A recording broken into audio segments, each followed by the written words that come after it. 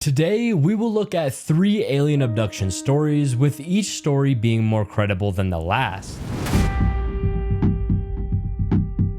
In the fall of 1973, Calvin Parker was 19 years old. Calvin was a hardworking man who dreamed of buying a home and raising a family. Unfortunately, these plans were derailed on a cold fall night. It was the night of October 11th, 1973. Calvin Parker and his friend Charles Hickson pulled up to the pier off the west bank of the Pascagoula River in Mississippi. Upon arriving at the dock, Calvin noticed a no trespassing sign. Calvin, being worried, told Charles it wasn't a good idea to fish there, but Charles assured him it was fine. A few minutes later, just before they started to fish, Calvin noticed a blue, hazy light reflecting off the water. He stood up and panicked, thinking it was the police, and he was about to go to jail for trespassing. Calvin turned around and saw a bright light coming from the sky.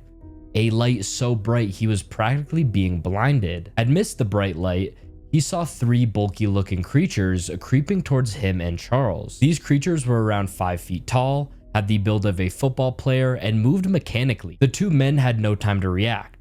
By the time they had realized what was going on, the creatures were already up on them. 2 of the creatures grabbed a hold of Charles, while the other one grabbed Calvin. Upon being grabbed by the creature, Calvin felt immediately relaxed. He and Charles were levitated into the spacecraft that was hovering above them. After the bright light from the spacecraft faded, Calvin looked around and found himself in what appeared to be an examination room. The creature who had taken him laid him on a table and then disappeared. Calvin laid there, unable to move. All he could do was look. Charles was nowhere to be seen. Calvin, looking up into the spacecraft, saw a small device float down from the ceiling. This device circled his body, clicking as it made its way around. After the clicking noise stopped, the device shot back up into the ceiling. Moments later, Calvin heard ruffling noises. That's when another creature appeared in his view. But this creature wasn't anything like the ones that had taken him. This one was almost feminine looking.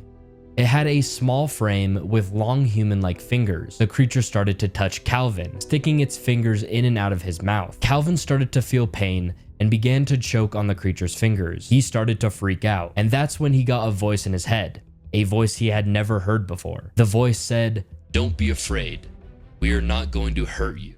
Right as he heard that voice, another bright light blinded him. As the light faded away, Calvin was on the bank next to the pier where they had previously been. Charles Dixon was beside him. The 2 were frozen, in shock at what had just happened. Calvin Parker didn't want to tell anybody about what had happened. Charles disagreed with Calvin, saying that they had to call the police.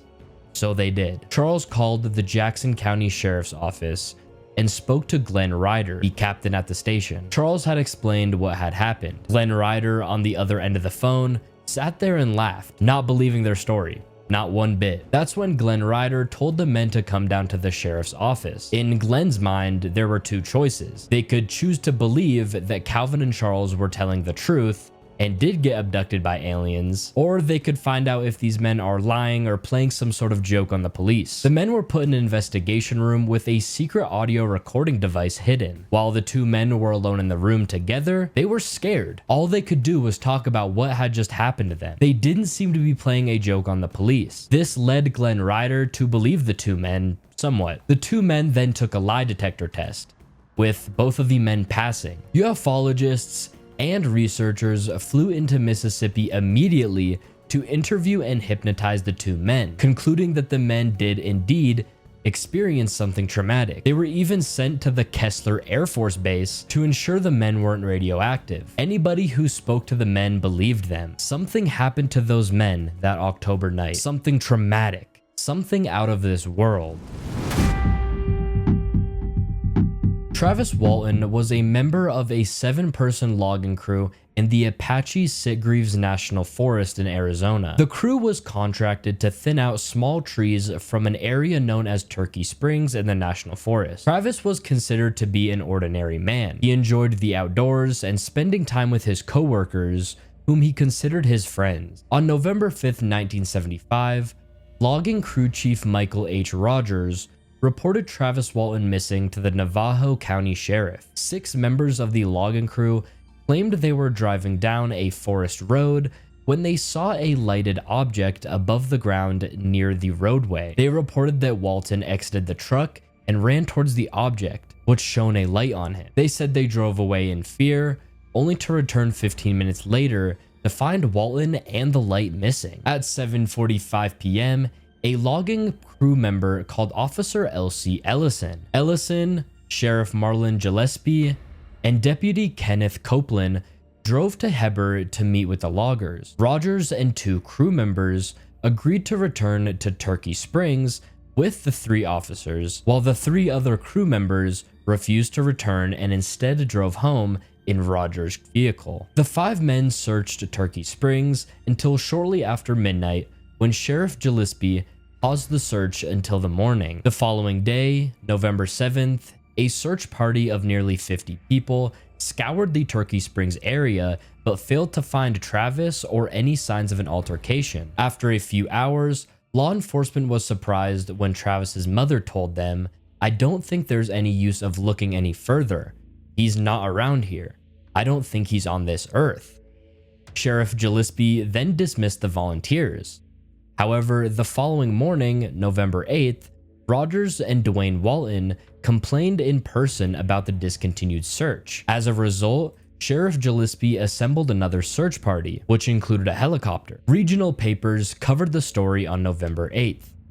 That day, a Phoenix-based UFO interest group member recorded a 65-minute interview with logging crew chief Mike Rogers and Travis's older brother Dwayne Walton. At no point during the interview did either express any fear or concern for Travis. Instead, they expressed confidence that Travis would be returned. During the interview, Dwayne revealed that he, Travis, and their mother were UFO buffs who had recently discussed that if they ever saw a UFO, they would immediately get directly under the object because the opportunity to go aboard a UFO would be too great to pass up. Dwayne repeatedly insisted that Travis was not even missing. And on November 12th, shortly after midnight, Walton placed a collect call to his sister's home from a payphone in Heber, Arizona. He reached her husband, Grant Neff, who then drove to pick up Dwayne and proceeded to Heber to pick up Travis. Neff later reported he initially thought the caller was intoxicated. Travis told the operator his name as part of the collect call procedure. She recognized his name as that of the missing man and alerted Sheriff Gillespie, who dispatched a deputy to the family ranch house. Deputy Glenn Flake arrived at 2 a.m. Where he witnessed Dwayne Walton transferring fuel from one car to another after having forgotten to purchase gas before local gas stations closed. Flake did not reveal that he knew Travis had returned home, and Dwayne did not tell the deputy that Travis had been found. Seeking medical attention for Travis, Dwayne reached out to a UFO researcher he'd met days prior. The researcher referred them to Dr. Lester Stewart, a hypnotherapist. Dwayne took Travis to meet with Stewart, but his first words were that Travis needed a medical examination with lab tests and was not ready for hypnotic regression. Stewart noted that Travis seemed very confused and reminiscent of drug addicts he treated. Stewart also noted that Travis had a small cut on the inside crease of his right elbow, consistent with intravenous drug use. After meeting with Stewart, the Waltons returned to Dwayne's home, where UFO researchers arranged a house call by 2 medical doctors who were also amateur UFO investigators. When they arrived at 3 p.m., Dwayne forbade them to use their camera or tape recorder, nor would he allow them to ask Travis questions about his experience. The doctors noted the presence of the apparent puncture mark and estimated it to be about 24 to 48 hours old.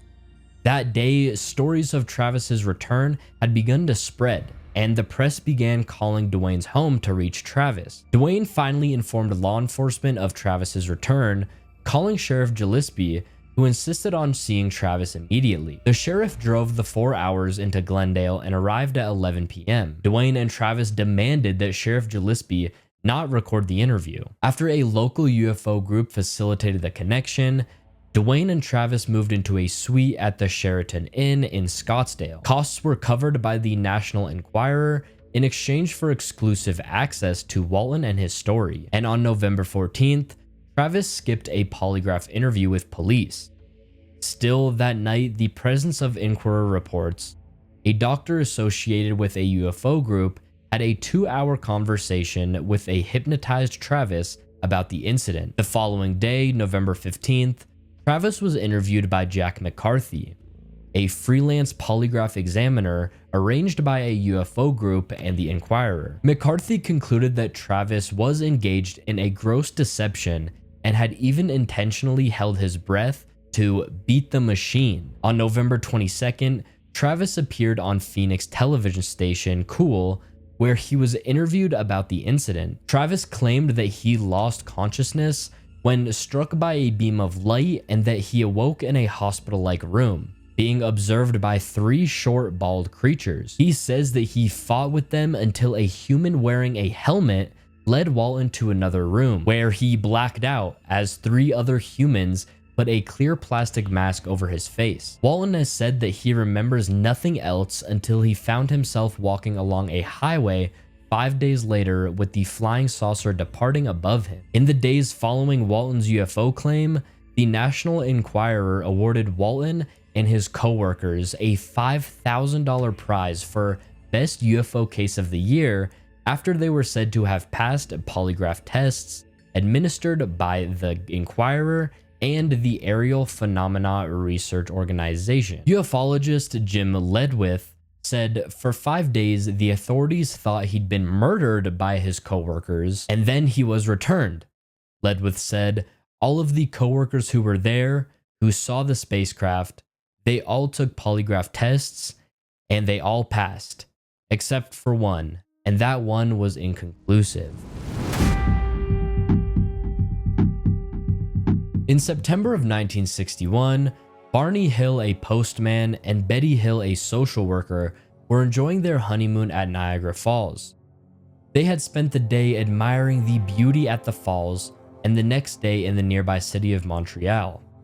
The two considered staying the night in Montreal, but heard talks of a hurricane forming on the coast, so they decided to drive home on September 19th. It started off as a beautiful day.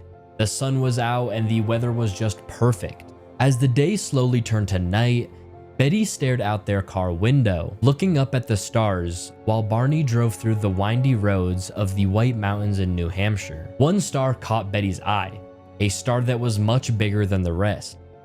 As she kept observing the star, it became bigger and bigger. She told Barney about the star. As Betty was watching the star, it kept getting larger and brighter. All of a sudden, the star started to move. Barney stopped the car and the couple got out and decided to look at it. Betty realized that this star was not a star. It was some sort of flying object. Observing the thing, Barney told Betty it was likely a satellite and it was nothing to worry about. Betty had a pair of binoculars and handed them to Barney. She said this satellite was not behaving as she would expect a satellite to act. It was clear at this point that this object was not a satellite. It would move in circles and then just fly away and then quickly come back right towards them. Barney was trying to come up with explanations about what this object could be. Maybe it's a passenger jet or a military helicopter. And that's when he saw the thing rapidly coming towards them. Alarmed, the couple ran back to the car. He did not like the idea of what he thought was a passenger jet looking right at them. They then drove down the highway. He knew this was unusual, but tried to play it off so he wouldn't startle Betty. After a few miles, Betty stuck her head out the window and saw that the flying object was still following them. The thing was bouncing around in the sky like a ping pong ball. Barney started to panic, stepped on the gas, and kept driving. After several more miles in a place called Indian Head, it left the top of a mountain, came out over the highway, and stopped in midair, right in front of them. The couple saw a craft about the length of a commercial airplane, but as flat as a pancake. Barney stopped the car and got out, walking towards the UFO. As he got closer to the UFO, he looked through his binoculars and saw 11 creatures staring out the windows of the UFO, looking right at him. They were dressed in shiny black uniforms. They were gray in complexion, completely hairless, and had huge eyes that wrapped around the side of their faces. Suddenly, little red lights started to slide out from the sides of the craft on fin-like structures, and a ramp began to drop from the hovering UFO. Barney, frightened, ran back to the car in a hurry. He knew these creatures had a plan to capture him. Once in the car, Barney stepped on the gas. He had to get him and Betty out of there. While driving, the couple felt the car start to vibrate, a vibration that they had never felt before. Then, suddenly, silence, as if they were suspended in a dream. As if only a moment had passed, they felt another vibration and returned to reality. They then realized they were 35 miles down the highway with little memory of what had happened. They then proceeded on their route home. The rest of the drive home, there was minimal conversation between the two. Upon arriving home, Betty called her sister. Her sister's neighbor was a physicist, so Betty asked her sister to ask her neighbor what they should do. Betty was scared that she and her husband were contaminated. The physicist told Betty to take a compass to the car and see how the needle reacted.